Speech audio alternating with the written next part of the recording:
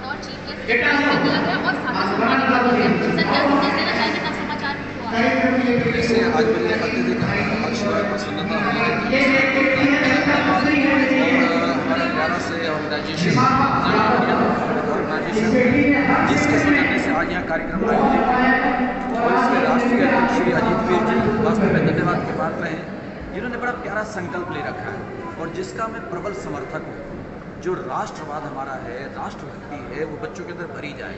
आज यहाँ पर मैं देख रहा हूँ कि जो कार्यक्रम हो रहे हैं, यहाँ पर राष्ट्रीयता की भावना को लेकर के चलने वाले या राष्ट्रीयता की भावना को जागृत करने वाले सारे वो संस्कार और विचार बच्चों को दिए जा रहे हैं। अब यहाँ प्रोग्राम हो रहे हैं जिसका यहाँ पर कार्यक्रम यहाँ संचालित हो रहे हैं और उसमें हमारे प्यारे प्यारे बच्चे आकर के उन राष्ट्रीय गीतों को गा रहे हैं, राष्ट्रीय भावनाओं को यहाँ पर प्रकट कर रहे हैं।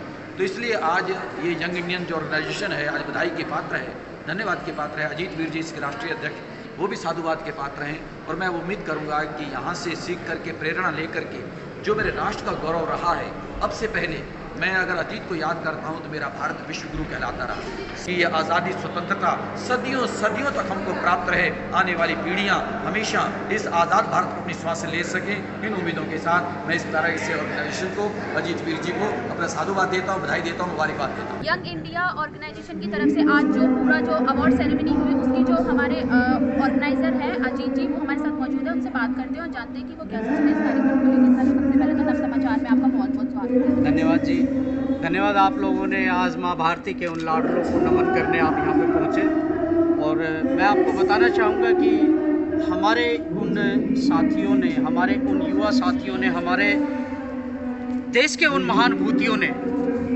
हंसते हंसते माँ भारती के चरणों में अपने प्राणों की आहुति दी और यही जज्बा हमारे हर हिंदुस्तानी के अंदर होना चाहिए। इसी मुहिम को लेकर हम चले हुए हैं।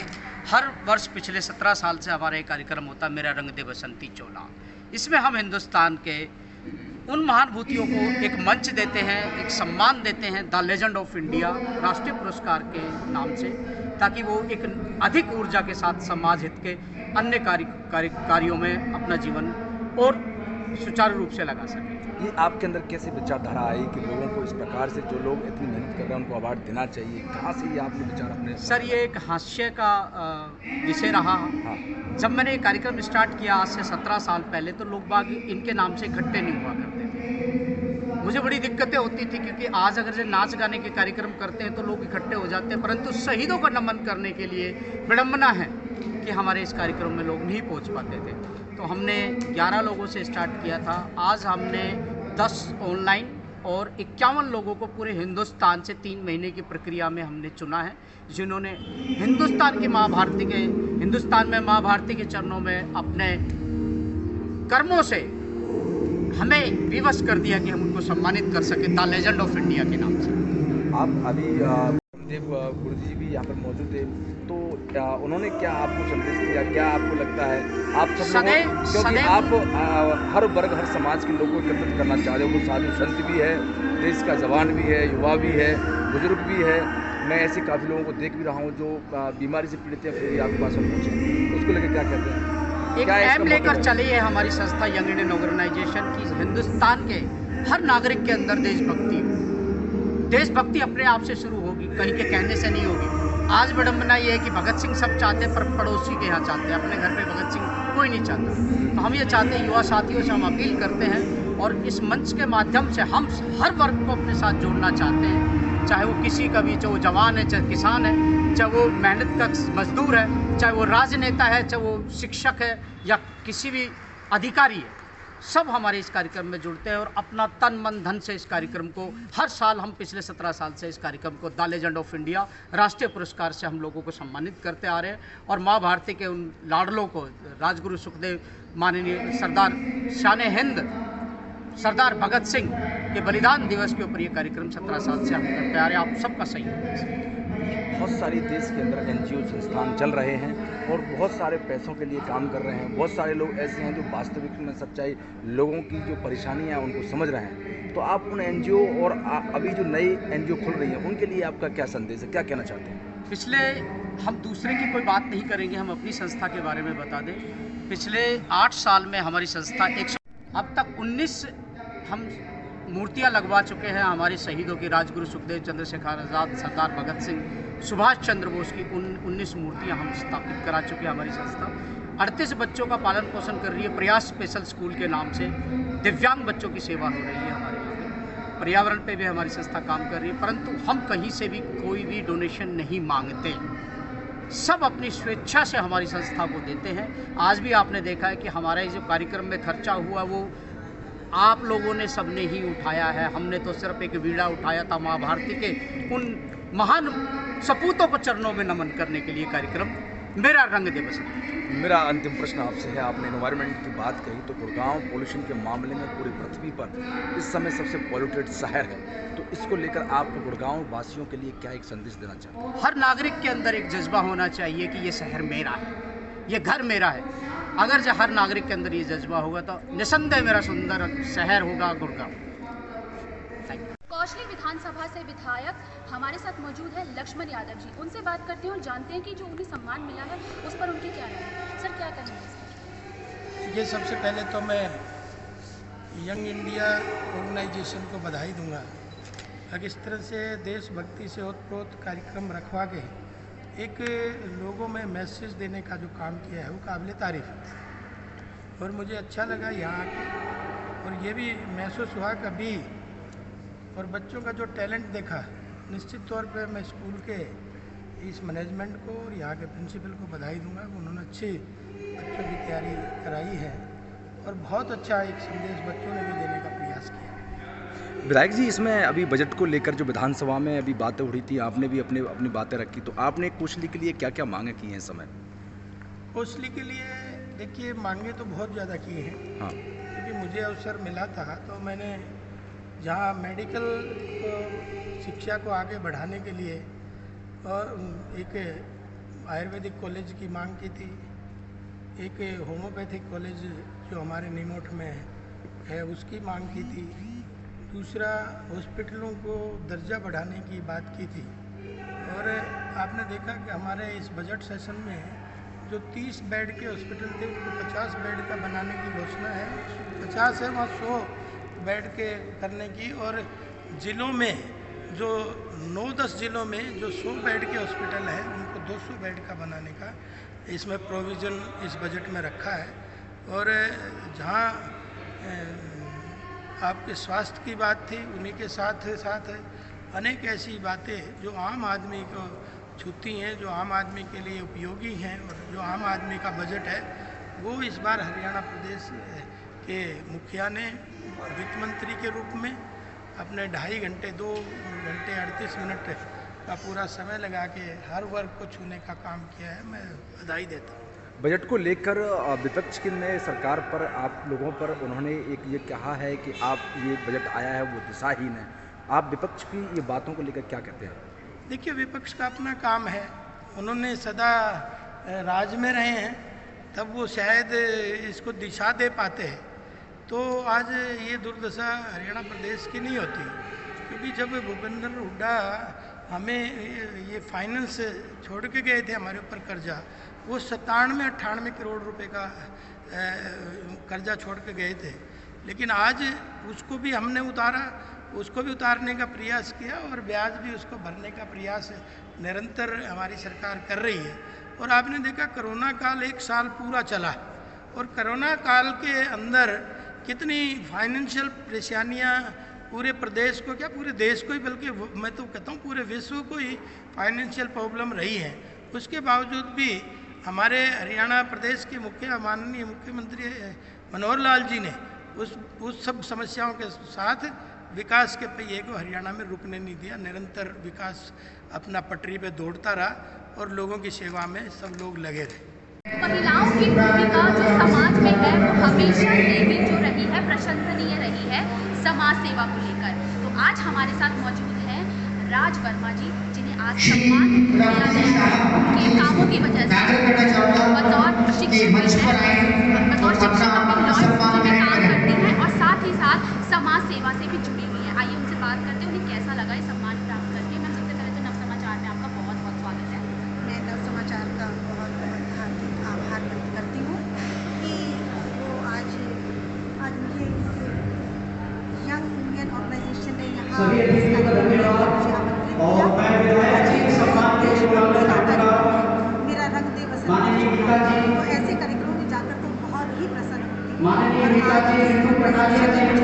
समाज सेविका के लिए, एक शिक्षिका के लिए और साथ में एक साहित्यकार के लिए मुझे सम्मानित किया है।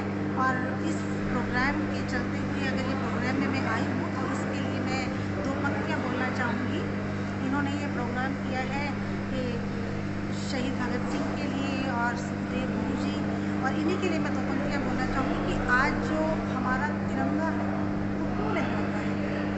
आज तिरंगा लहराता है बस उनके सम्मान में, आज तिरंगा लहराता है बस उनके सम्मान में, जहाँ अपनी न्यौछावर कर दी जिसने देश की हार, जहाँ अपनी न्यौछावर कर दी जिसने देश की हार।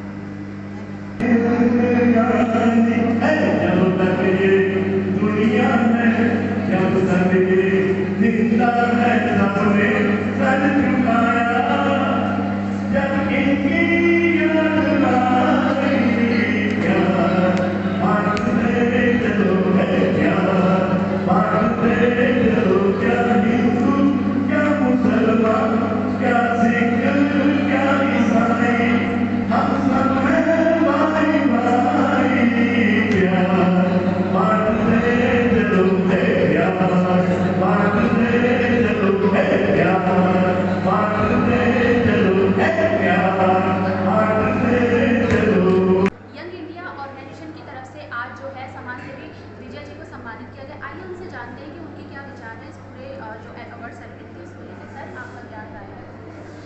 देखिए, सर्वप्रथम मैं धन्यवाद देता हूँ यंग इंडिया ऑर्गेनाइजेशन और उसकी पूरी टीम को कि उन्होंने आज शहीद आजम भगत सिंह को याद किया और उनके आज़ादी के योगदान को भी याद किया, और बड़े अच्छे लगा। बात मेरे सम्मानित करने की नहीं, बात है कि इस तरह के कार्यक्रम से जो हमारी मौजूदा पीढ़ी है और आने वाली पीढ़ियां हैं उनमें एक प्रेरणा जाती है हमारे शहीदों के लिए। और मैं ऐसा मानता हूं कि देश 1947 में आज़ाद हुआ, आज देश को फिर से एक आज़ादी की ज़रूरत है। आज देश को गरीबी से आज़ादी चाहिए, आज देश को बढ़ते हुए आर्थिक असमानता और तानाशाही से भी आज़ादी चाहिए, क्योंकि जिस तरह की मौजूदा दौर की केंद्र सरकार तानाशाही कर रही है, मैं समझता हूँ इस देश को फिर से एक आज़ादी चाहिए, वरना इस देश में ना तो लोकतंत्र बचेगा, ना संविधान बचेगा और ना ही संवैधानिक संस्थाएं बचेंगी और ना ही इस देश के संसाधन बच पाएंगे। और मैं चाहता हूँ कि इस तरह के कार्यक्रम हो और इस देश में मौजूदा पीढ़ी के साथ साथ अगली पीढ़ी को भी प्रेरणा मिलती रहे। और एक युवा पीढ़ी से मैं संदेश देना चाहूँगा कि आज केंद्र सरकार की भक्ति से बाहर निकलिए, आज समय है मेरे नौजवान साथी सब एकजुट होकर सड़कों पे आए, इस देश के लोकतंत्र को, इस देश के संविधान को और इस देश की संवैधानिक संस्थाओं के साथ साथ इस देश के संसाधनों को बचाने का समय है। इसलिए एकजुट होकर एक क्रांति की शुरुआत कीजिए। और बल्कि मैं कहूँगा कि किसानों ने क्रांति की शुरुआत कर चुके हैं, मेरे नौजवान देश के सभी साथी उसमें आहुति दें और इस संपूर्ण क्रांति को हम 2024 तक चलाएं और मौजूदा सरकार को सत्ता से बेदखल करें। हमारे साथ मौजूद है रूबी यादव जी, जो कि भाजपा की नेत्री है, साथ ही साथ वो है एक सामाजिक कार्यकर्ता। आइए उनसे जानते हैं जो अभी उन्हें सेरेमनी में अवार्ड मिला है उस पर वो क्या कहना चाहती है। मैम, आपका सबसे पहले तो नव समाचार में बहुत बहुत स्वागत है। बहुत बहुत धन्यवाद आपका। आज का जो हमारा ये कार्यक्रम यहाँ पर आयोजित किया गया है अजीत जी के द्वारा, यंग इंडियन एसोसिएशन ने जिसको आयोजित किया है, इससे मुझे लगता है कि समाज में जो अपने अपने क्षेत्र में लोग काम कर रहे हैं उनको बहुत प्रोत्साहन मिलता है, क्योंकि एक रिकॉग्नाइजेशन जब आपको मिलता है तो आपका मन बहुत प्रोत्साहित फील करता है और इसी के साथ साथ ही आपको लगता है कि हम और बेहतर अपने राष्ट्र के लिए, देश हित में, जनहित में कार्य करें।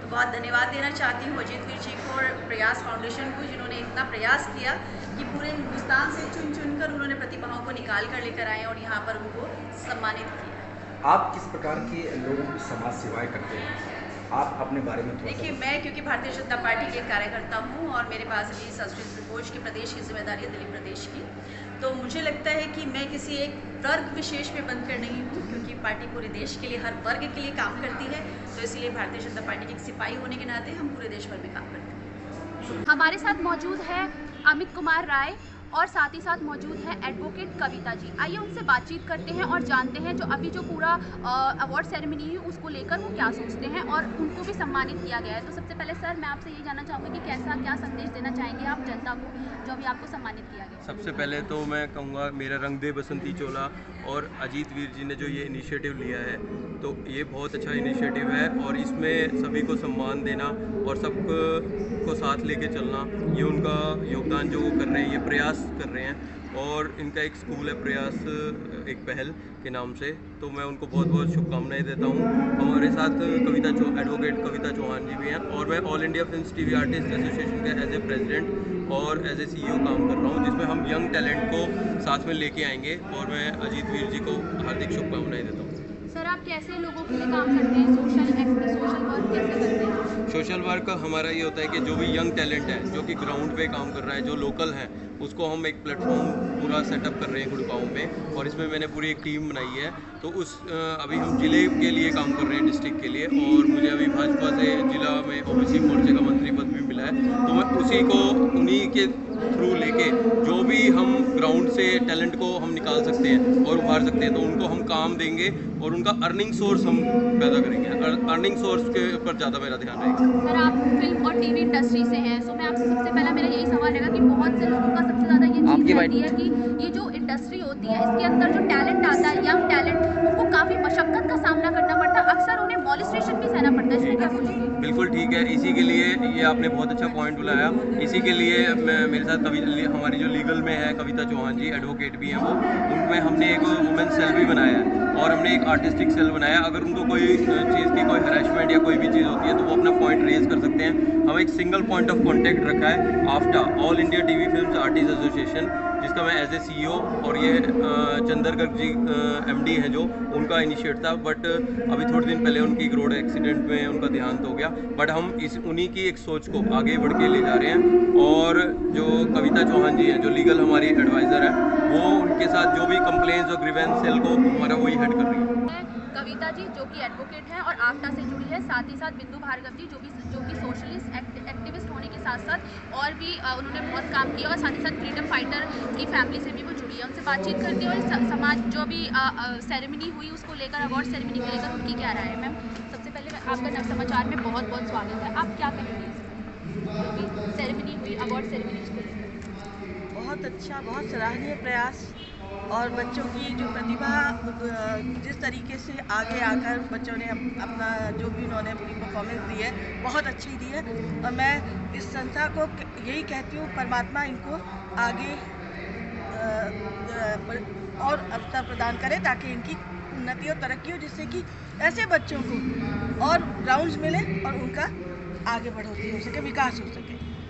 मैम मैं आपसे भी जानना चाहती हूँ कि बतौर एडवोकेट आप किस तरह के मसले सॉल्व करती हैं और आफ्टा कैसे विमेन के लिए काम करता है? फर्स्ट ऑफ ऑल मैं ये कहना चाहूँगी कि ये सभी महिलाओं के लिए एक संदेश भी है मेरी तरफ से कि आफ्टा के अंदर मैं एक काम कर रही हूँ एज ए लीगल एडवोकेट, पर स्टिल वहाँ पर जो है लड़कियों के लिए, जैसे कि आपने बताया आफ्टा एक जो है मीडिया है, इंटरटेनमेंट है, लेकिन इसके अंदर जो भी लड़की है अपना हुनर दिखाना चाहती है, उसके साथ अगर कोई गलत होता है तो वो डायरेक्टली उसके लिए मैं खड़ी हूँ। ऐसा नहीं है कि आज के टाइम में होता है कि लड़कियां हैं बहुत ज़्यादा शोषण का शिकार हो रही हैं, तो ऐसा नहीं है। हम जो लड़कियां हैं, ठीक है, जो मतलब मिडिल क्लास है, मिडिल क्लास से भी नीचे एक गरीब लोअर तबका है जो कि वहाँ स्टेज पे मंच पे नहीं पहुँच सकता है, उनकी जो भी भूमिका है उनको हम ऊपर है एक लेवल पे उनको हम शो करेंगे। यंग टैलेंट को निखारने का काम करते हैं? यंग टैलेंट को निखारने का काम कर रहे हैं। मैम जैसे कि फिल्म इंडस्ट्री में देखा गया जो विमेंस होती है वो अक्सर मॉलेस्टेशन का शिकार हो जाती है, तो इस पर आफ्टा कैसे काम कर रहा है? इस पर आफ्टा के लिए एक है लीगल कंसल्टेंट के रूप में एक है, हमने वो बना के कमेटी बना रखी, ग्रीवेंस कमेटी, जिसके अंदर हम क्या करते हैं, अगर किसी की कोई भी कंप्लेन होती है तो वो डायरेक्ट आकर अपनी कंप्लेन को रजिस्टर कर सकता है। रजिस्टर करने के बाद में उसकी कंप्लेन के ऊपर जो है वो डायरेक्टली कंप्लेन के ऊपर कार्रवाई होगी, चाहे पुलिस के द्वारा होगी, और उसके बाद में अगर कोई उनकी नहीं सुनता है तो कोर्ट हमारे पास लास्ट हथियार होता है। हमारे साथ मौजूद है रश्मि शर्मा जी, जो कि पार्थ फाउंडेशन से जुड़ी है, साथ ही साथ सोशल एक्टिविस्ट है और विमेन एम्पावरमेंट पर भी वो काम करती है। आइए उनसे बात करते हैं इस अवार्ड सेरेमनी को लेकर, जो उन्हें आज सम्मान दिया गया, उस पर वो क्या संदेश देना चाहेंगी महिलाओं को और तमाम जनता को। जो ये सम्मान मुझे प्राप्त हुआ है उसके लिए बहुत ही आभारी हूँ पूरी संस्था का, और अजीत वीर जी को शुभकामनाएं देती हूँ कि उन्होंने इस तरह के प्रोग्राम आयोजित करे और लोगों को यहाँ पे बुला। सबसे महत्वपूर्ण इस प्रोग्राम में मुझे जो अच्छा लगा कि यहाँ पे अलग अलग प्रांतों से और अलग अलग शहरों से लोग आए हुए हैं, जिससे क्या होता है कि आपको एक मोटिवेशन मिलता है कि आपके पूरे देश भर में या पूरे प्रांतों में आसपास के शहरों में जो लोग काम कर रहे हैं, तो उन लोगों से आपको मिलकर मोटिवेशन मिलता है कि किस तरह वो लोग कार्य कर रहे हैं। दूसरा ये कि जब भी मैं यहाँ पे जब मंच पे थी तो वहाँ पे मुझे कुछ ऐसे दिव्यांगों से मेरा मिलना हुआ जो कि शारीरिक तौर पे सक्षम नहीं है, फिर भी उन लोगों ने इस तरह की प्रस्तुतियाँ दी, तो ये बहुत ही सराहनीय प्रयास है कि परिवार इस तरह के बच्चों को लेके कार्य कर रहे हैं, और मैं आशा करती हूँ कि सब लोगों का सहयोग और मार्गदर्शन इनके साथ रहे, हमेशा रहेगा, और लोग इसी तरह अच्छे कार्य समाज के लिए करें। Thank you.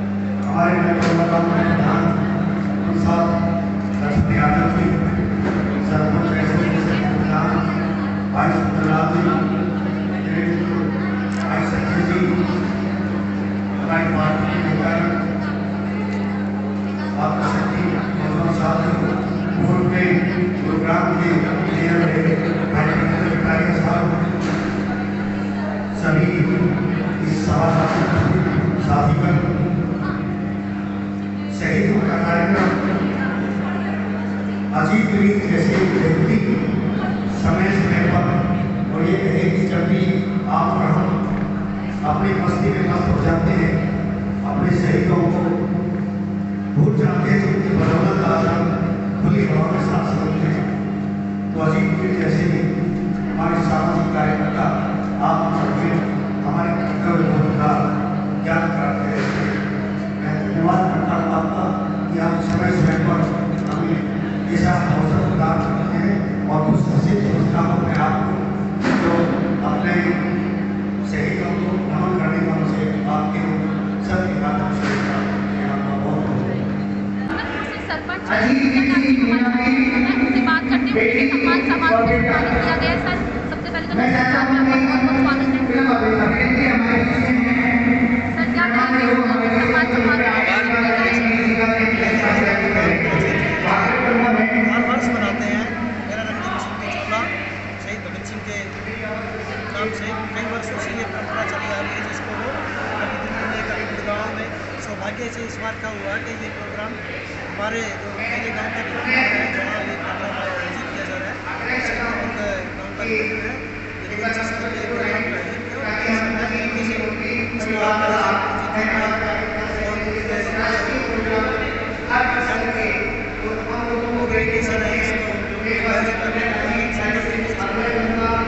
बजट आया सर हाल ही में, उसमें आपने सिकंदर के लिए क्या डिमांड की?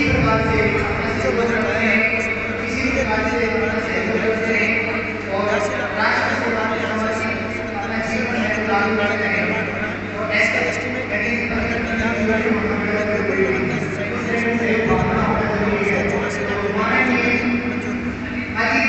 हमारे साथ मौजूद है श्वेता मिश्रा जी, जो कि एक्टर है, मॉडल है, इसके साथ साथ वो सामाजिक कार्यों में भी रुचि लेती हैं, और आज उन्हें उनके इसी काम की सराहना देते हुए उन्हें सम्मानित किया गया है यंग इंडिया ऑर्गेनाइजेशन के द्वारा। आइए उनसे पूछते हैं कि उन्हें कैसा महसूस हो रहा है इस समय, और वो क्या कहना चाहेंगी। मैम, सबसे पहले तो नव समाचार में आपका बहुत बहुत स्वागत है, और क्या कहना चाहेंगी आप इस ओकेजन पे जब आपको सम्मान किया गया तो जरागता जी के द्वारा क्या कहना चाहेंगे? सम्मान है, इससे और ज़्यादा पॉजिटिव वाइब्स आती हैं और ज़्यादा वर्क करने का मन करता है। और मुझे इवन लास्ट ईयर भी सम्मानित किया गया था और इस ईयर भी किया गया, तो I feel very grateful for that कि मुझे सम्मानित किया गया। मैम, आपने विमेन एम्पावरमेंट को लेकर बताया मुझे कि आप सोशल वर्क भी करती है, बॉलिंग जो जिस तरह के डोमेस्टिक वायलेंस जैसे मुद्दों पर भी आप काम करती है, इस पर क्या कहना चाहेंगे आप? मैं डोमेस्टिक वायलेंस से वर्क कर रही हूँ। इसके अलावा जो एडिक्शन है, लाइक एडिक्शन से काफ़ी वुमेन्स जो है आजकल सफ़र कर रही है, तो मैं इसमें अवेयरनेस ला रही हूँ और इसमें मैं बात भी करती हूँ। एंड लाइक हमें नहीं पता है कि किस टाइप की एडिक्शन होती है, और कहीं ना कहीं जो शादी हो जाती है उसके बाद से एक वुमेन बहुत ज़्यादा सफ़र करती है। सो इसमें अवेयरनेस लाने की ज़रूरत है, लाइक एडिक्शन के टाइप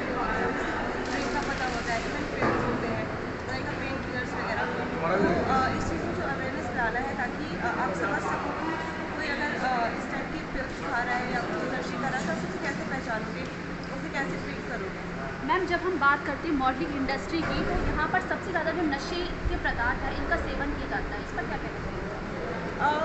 ये आपकी अपनी चॉइस होती है। मेरा मानना है कि लोग स्ट्रेस जैसे लाइफ स्टाइल होती है उसमें आके वो एडिक्शन करते हैं, बट अगर आपको स्ट्रेस फील हो रहा है तो आप ट्रैवल पे जाएँ और आप कहीं ना कहीं मेडिटेशन करें, डांस करें, जिम करें, वो आपको फिजिकली और मेंटली काफ़ी रिलीफ फील कराता है और बाकी आपकी चॉइस होती है अपना डिसीजन लेना चाहते हैं। मैम जो मॉडलिंग फील्ड होती है इसमें अक्सर हैरेसमेंट के भी मामले सामने आए हैं, तो इस पर क्या कहते हैं? देखिए मैं कई एक्ट्रेस ऐसी हैं जिन्होंने लास्ट में इस चीज़ को बहुत ज़्यादा बढ़ा चढ़ा कर बोला है कि उनका यूज़ किया गया है। कुछ एक्ट्रेस आपको पता होगा जिन्होंने ज़्यादा इस मुद्दे को उठाया है। मेरा मानना ये है कि हैशटैग मीटू पे बहुत ज़्यादा मैं इसकी सपोर्ट में नहीं हूँ, सीरियसली बताऊँ, बिकॉज आपको पता होता है कि आपके साथ क्या हो रहा है, आप अपनी डिसीजन मेकर होते हो और आप 3 और 4 ईयर बाद अगर आप किसी पे ऐसे आरोप लगाओगे कि आपका जिसने इस्तेमाल किया उसने इस्तेमाल किया, आई थिंक दैट कि आपने उसको ज़्यादा इस्तेमाल किया अपने प्रोग्रेस के लिए, अपने वर्क के लिए, और आज आप उस इंसान को उसका करेक्ट कराओगे। तो अगर आपको कुछ भी बुरा लगे या आपको, क्योंकि हम मूवमेंट्स में हमारा सेक्शंस बहुत हाई होता है तो हमें ऐसी टेंशन आ जाती है कि क्या एग्जैक्टली होने वाला है, तो आप अवेयर रहें और आपको ऐसा कुछ फील होता है तो अवॉइड करें चीज़ों को, और किसी का यूज़ करके, स्पेशली मेल का यूज़ हो रहा है इंडस्ट्री में, मुझे ऐसा लगता है कि मेल का यूज़ करके फीमेल जो होती है लास्ट में उनको और ज़्यादा बदनाम करके ऐसा नहीं करना चाहिए। जैसे कि आपने साफ साफ सुने लोगों के जो जिन तमाम लोगों को, जिन हस्तियों को यहाँ पर सम्मानित किया गया यंग इंडिया ऑर्गेनाइजेशन की तरफ से, उन सभी के आपने संदेश सुने। मैं कैमरा पर्सन विवेक पांडे के साथ सपना वर्मा, गुरुग्राम।